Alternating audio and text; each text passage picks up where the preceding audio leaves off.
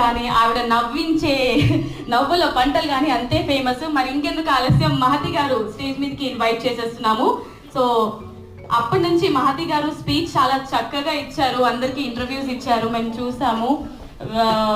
Women empowerment గురించి మీ మాటల్లో చెప్పండి.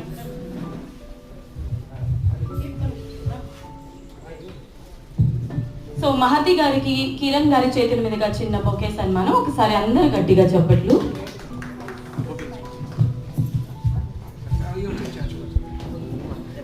హలో అండి, అందరికీ నమస్కారం.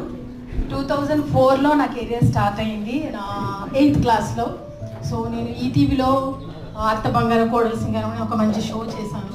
ఆహనా పెళ్ళంటే ఒక సీరియల్ చేశాను. ఓల్గా వీడియోస్తో టైప్ అయి చాలా వెబ్ సిరీస్లో వర్క్ చేశాను.